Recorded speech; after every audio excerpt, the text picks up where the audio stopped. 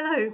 So for today, I'm going to be speaking quite high level about retention and what strategic impact that actually has on an organisation if it's poor. So, what is retention? It's keeping people that we value, people that we need in the organisation. In this knowledge economy, people are really our only asset. This chat, it's our strongest asset. But actually, they are really our only asset, aren't they? Because without any people, you haven't got anything in a business. So how as HR professionals does poor retention give us great opportunity actually to really make a difference? It absolutely does. Natural churn in an organisation is healthy. You wouldn't want, lots of long-serving people that have been there all that time. They might have loads of knowledge and skills, but you need that healthy balance as well of some new folk coming through. It depends on the size of your workforce, of course, the balance of that. Why is it important to retain people? Obviously, to retain their knowledge and their skills. It takes a long time for some roles, particularly, to really learn and be competent at what you're doing. And you can't replace that knowledge. Think about, some of the people I've worked with over the years where they've been in quite a specific role. And you get this thinking that, oh, crikey, they're the corporate knowledge. If they leave, what are we going to do? So it's thinking about those kinds of roles. Is also, if you think about what's going on at the moment in the economy, it's unprecedented. The Great Resignation is a real thing. You can understand why, after what everybody's been through in this last 2 and a bit years, actually the impact that's had on people's lives and their working lives and how they feel about everything. So some sectors, particularly health and social care, that's my own background, hospitality, catering, think about where you go, everybody's trying to recruit. Specialist roles, there's a talent war out there. Health and safety roles are really difficult to fill. Finance, even HR, great opportunity for HR people right now. So how can we actually impact on that? What do we need to actually do to think about retaining people in an organisation? The cost of losing people. The cost of losing people actually is money that you can ill afford when you actually, what you should be doing is being able to reinvest that money into your people.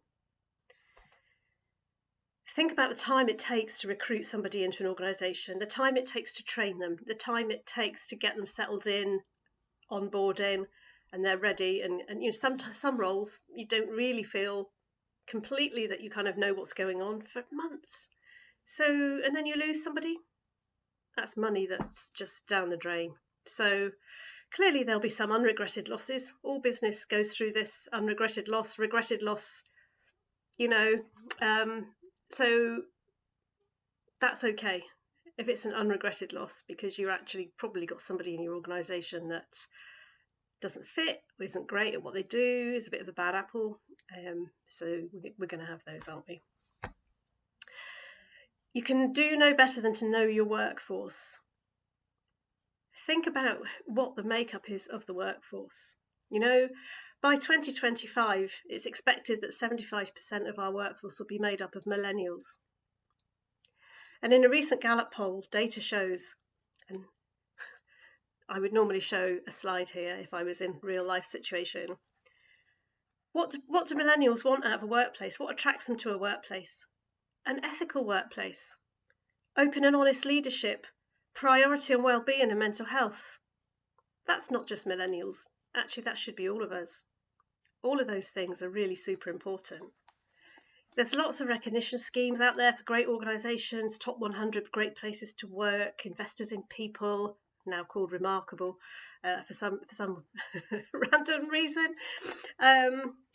It's and those things that are measured to get those actual recognition schemes are all around that stuff. So how can we influence this as HR people? Data. You can't have too much data. Now, this will be, in some organisations, far easier to get than in others.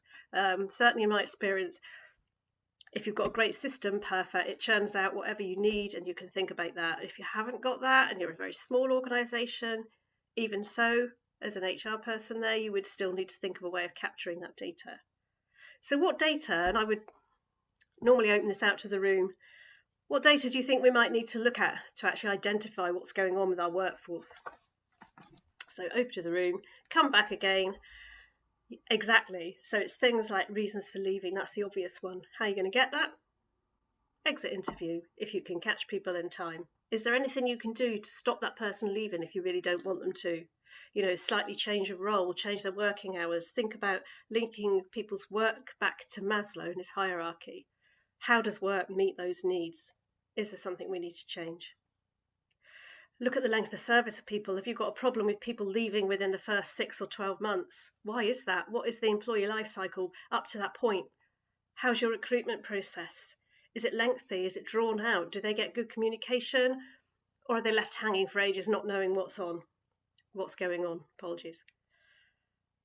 What's day one? What does that day one feel like? You know, are they left in the middle of something that they don't really know, even basic things like, you know, where's the loo, where's the kitchen? These things are so important. What's the age profile of your workforce? You know, you need to think about resource planning. Is it that you've got a lot of people coming up for retirement age potentially? What are you going to do about that? How are you going to plan ahead for that? Think about exit interviews and what you're asking people. Think about stay interviews. What's a stay interview? A stay interview is look at who have you got that's been around the organisation a long time and made good progression. What is it about the organisation they really like? How can you replicate that wider so that other people feel the same? What's the culture of an organisation? Culture, mission, values, everything to do with what makes a great place to work. Do you have transparent leadership? That goes back again to that millennial piece of research. So thinking again back to Maslow, good old Maslow, what do people need to feel good about work and control over their life outside of work? Do we give people good work-life balance? Is there an opportunity there? Thinking about, so starting at the base of that triangle, physiological, environmental. How do they feel when they go to work? Is the workplace a nice place to be? And by that, I mean the environment. You know, are people working in some dingy, grotty place or not? Is it nice? Is it pleasant? What have we done to make it a good place for people to work? Safety, next rung of the ladder. And again, I would normally have a slide here and link it to this piece of work. Safety and stability. Do people feel that they've got a safe working environment? There's lots of very dangerous jobs out there, but actually what have we done to make people feel as safe as possible, giving them the equipment, the training to do that? Stability, you know, have you got people on temporary contracts that they're coming up to the end of, that they're feeling a bit, not sure that am I going to get kept on or not? You know, that's a horrible feeling for people. They need to have that stability and that knowledge. And if you're not going to keep them on, then tell them early to think about it. Esteem. Are people rewarded well for what they do? And I'm not just talking financially. Clearly that's important to people, but it's not the be all and end all. There's a whole piece around reward. I know that gets covered elsewhere, but actually thinking about, are you thanked? Do you feel valued for what you do?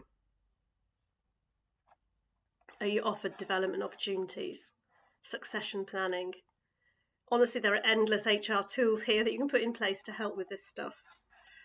Is there a sense of belonging? How's the staff engagement in the organisation?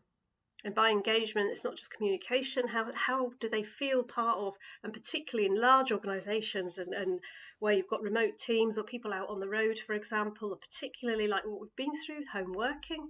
How do those people, how are they, are they left to their own devices, or do they know what's going on in the organisation? Do they get offered opportunity to be part of the bigger picture?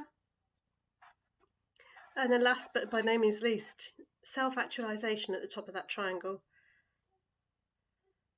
Are we inclusive? Do we accept people for who they are? Diversity, inclusion policies, that self-actualisation, so important. This is a big topic, and one that we could talk about much more, obviously, in more than 10 minutes. But actually, there's so much research out there. The NHS have done some fantastic research on retention. CIPD have good position statement around this.